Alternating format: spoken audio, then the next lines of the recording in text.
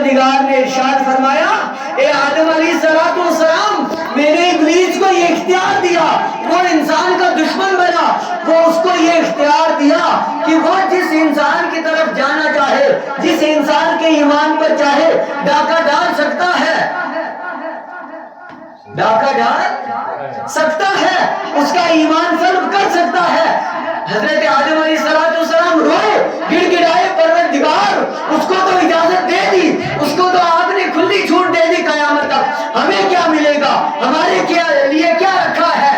اللہ رب العزت نے ارشاد فرمایا اے آدم جو میرے خوف کی وجہ سے میری طرف آئے گا، گڑ گڑائے گا، میں اپنا فرشتہ اس پہ مقرر کروں گا جو اس کی حفاظت کرے گا۔ سبحان اللہ۔ اب پتا چلا فرشتے کو بھی اللہ تعالیٰ نے مقام دیا، لیکن دیکھیں پھر انسان کو بھی اللہ تعالیٰ کتنا مقام دیتا ہے اس انسان کو جو خشیت الہی کی وجہ سے، خوف خدا کی وجہ سے روئے، گڑ گڑائے، اپنے آنسو بہائے، نمازیں پڑھے، تہجد پڑھے۔ اس کو وجہ یہ ہے اس کو میرا پروردگار وہ مقام دیتا ہے کہ اس کی نگاہ بانی کے لیے ایک فرشتہ مقرر کر دیتا ہے، اللہ اکبر، ایک فرشتہ مقرر کر دیا۔ اور کیا ارشاد فرمایا، مزید ارشاد فرمایا حضرت آدم علیہ السلام سے فرمایا پروردگار نے اے آدم میں نے انسان کو، میں نے اپنے بندے کو ایک نیکی کے بدلے میں، ایک نیکی کے بدلے میں 10 نیکیوں کا ثواب عطا کیا۔ سبحان اللہ۔ کتنی نیکیوں کا؟ 10 نیکی۔ عرض کی پروردگار اور کیا ہے؟ فرمایا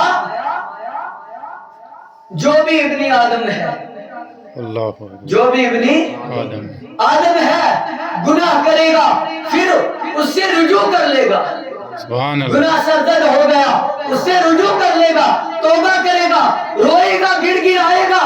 فرمایا اے آدم علیہ السلام قیامت تک کے لیے جب تک اس بندے میں روح باقی ہے تب تک میں اس کے لیے توبہ کا دروازہ کھلا رکھوں گا، سبحان اللہ، سبحان اللہ، توبہ کا دروازہ کھلا رکھوں گا۔ اور آقا کریم صلی اللہ علیہ وسلم نے ارشاد فرمایا اے میرے صحابو سنو جو خشیت الہی سے، خوف خدا سے ڈرے، گڑ گڑائے، روئے، اس کا ایک آنسو جب بہتا ہے، سبحان اللہ، اس کا ایک آنسو جب بہتا ہے اللہ تعالیٰ جنت میں اس کو ایک آنسو کے بدلے میں ایک نہر عطا کرے گا، اور اس نہر کے ارد گرد محلات کا ایک شہر آباد ہوگا، سبحان اللہ، محلات کا ایک شہر آباد ہوگا جس میں اس کو رہنا ہے، سبحان اللہ، جس میں اس کو رہنا ہے۔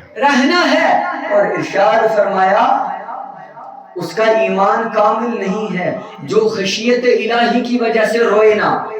نبی مکرم صلی اللہ علیہ وسلم نے ارشاد فرمایا اے میرے امتیوں غم اور ہم سے، حزن اور غم سے فکر نہ کرو۔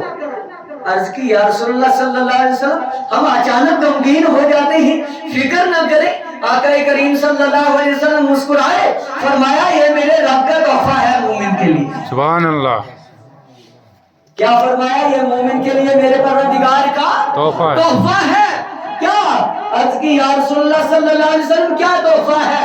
فرمایا نبی آخر زمان صلی اللہ علیہ وسلم نے کہ مجھے میرے پروردگار نے حکم فرمایا اے نبی جب آپ پر غم اور حزن یعنی ہم اور غم آپ پر لاحق ہونا اس سے غمگین نہ ہونا، کیونکہ میں اپنے پیارے بندوں کو جب پیار کرنا چاہتا ہوں نا، اپنی یاد دلانا چاہتا ہوں نا، ان کو میں غم میں مبتلا کر دیتا ہوں، اللہ اکبر، ان کو میں غم میں مبتلا کر دیتا ہوں۔ اور مزید ارشاد فرمایا نبی آخر زمان صلی اللہ علیہ وسلم نے ارشاد فرمایا کہ جب کسی کو غم لاحق ہو جائے، جب کسی کو اچانک فکر ہو جائے، وہ کیا پڑھے؟ ہم تو ہر روز پڑھتے ہیں الحمدللہ، اوراد فتحیہ پڑھتے ہیں یا نہیں؟ بے شک، اوراد فتحیہ پڑھتے ہیں یا نہیں پڑھتے؟ بالکل۔ تو اوراد فتحیہ کے کلمات ہیں، اوراد فتحیہ کے سکھا کون رہے ہیں؟ نبی آخر زمان صلی اللہ علیہ وسلم۔ امام بیہقی نے بھی ان کو روایت نقل کیا ہے، امام ترمذی نے بھی ان کو نقل کیا ہے۔ لا الہ الا اللہ الملک بالکل الحق جبار بے شک لا الہ الا اللہ الملک الحق لا الہ الا اللہ العلی عظیم نبی آخر الزمان صلی اللہ علیہ وسلم خود ہمیں کلمات سکھا رہے ہیں کہ اگر غم ہو صبر کرو، صبر نہ ہو پھر اللہ تبارک و تعالیٰ کی حمد بیان کرے، بے شک اللہ تعالیٰ کی حمد بیان، اللہ تعالیٰ آپ کو اس کے بدلے میں وہ نعمت دے گا جو جس کا بدلہ دنیا میں نہیں ہے۔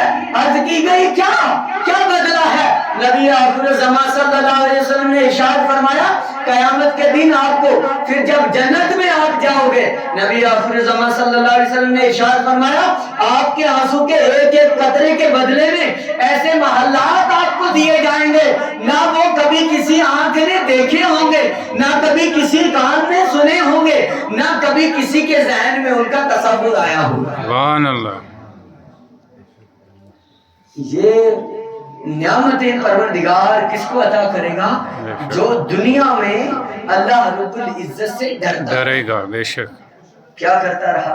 اللہ سے ڈرتا رہا اللہ تعالیٰ سے، اپنے دل میں ہمیشہ خوف خدا اور عشق الہی کی شمع جلاتا رہا۔ بے شک اور ابن ماجہ کی ایک روایت نقل کی ہے، حضرت ابن عباس رضی اللہ تعالیٰ عنہ بیان کرتے ہیں نبی آخر الزمان صلی اللہ علیہ وسلم نے ارشاد فرمایا اے میرے صحابہ دنیا میں کچھ لوگ ایسے ہوں گے، سبحان اللہ دنیا میں کچھ لوگ ایسے بھی ہوں گے جن کا وجود دنیا میں ہے، جن کا جسم زمین پر ہوگا، ان کی روحیں آسمانوں میں ہوں گی، اللہ اکبر ان کی روحیں آسمانوں میں ہوں گی، جو بظاہر دنیا والوں کے سامنے مسکراتے بھی ہیں، باتیں بھی کرتے ہیں، لیکن جب وہ تنہا ہوں گے، سبحان اللہ لیکن جب وہ تنہائی اختیار کرتے ہیں، نبی آخر الزمان صلی اللہ علیہ وسلم نے ارشاد فرمایا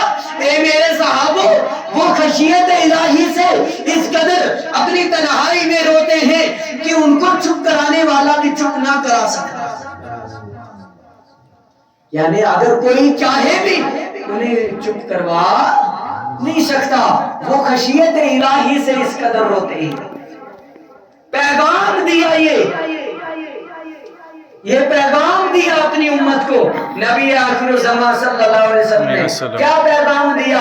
اے میرے نوجوان امتیوں اگر آپ بظاہر دنیا والوں کے سامنے مسکراتے ہو، مذاق کرتے ہو، ہنسی مذاق کرتے ہو، لیکن تنہائی اپنی پاک رکھو، بے شک اپنی تنہائی پاک رکھو، تنہائی میں گڑ گڑاؤ، ریاکاری نہ کرو، کسی کے سامنے نہ گڑ گڑاؤ، اور جو کسی کے سامنے گڑ گڑائے گا پروردگار کے سامنے اس کو رونا نہیں آئے، بے شک اس لیے جو پروردگار کے سامنے روتا ہے، گڑ گڑاتا ہے، جو پروردگار سے ڈرتا ہے دنیا اس سے ڈرتی ہے۔ سبحان اللہ صحیح ہے یا نہیں؟ بالکل جو اللہ کی اتباع کرتا ہے، جو شریعت و سنت کی اتباع کرتا ہے، پھر لوگ اس کے پیچھے چلتے ہیں، اس کو کسی کے پیچھے چلنے کی ضرورت نہیں ہے۔ کیوں؟ نبی آخر الزمان صلی اللہ علیہ وسلم نے پھر ارشاد فرمایا کہ اپنے اندر خوف خدا پیدا کر، خوف خدا جس کے اندر پیدا ہوگا وہ گناہوں سے بچے گا، وہ شراب خوری سے بچے گا، چوری سے بچے گا، ڈاکہ زنی سے بچے گا، زنا کاری سے بچے گا، کیونکہ حضرت عائشہ صدیقہ رضی اللہ تعالی عنہا روایت کرتی ہے کہ میری ایک لونڈی تھی، میری ایک نوکرانی تھی، ایک مرتبہ رات میں وہ سوئی، مشکیزے میں پانی بھر کر رکھا ہوا تھا، تہجد کے وقت جب میں بیدار ہوئی نا، رات کے تیسرے حصے میں بیدار ہوئی، میں نے دیکھا کہ مشکیزے میں پانی موجود نہیں ہے، میں گئی دوڑ کر لونڈی سے کہا وہ پانی کہاں ہے، مشکیزہ خالی کیوں ہے؟ لونڈی سے جب پوچھا نا تو چیخنے چلانے لگ گئی، اللہ چیخیں نکل گئی، میں نے کہا ماجرا کیا ہے؟ اس نے بیان کیا کہ میرا باپ نا شراب خور تھا، استغفر اللہ، क्या था शराब शराब पीता था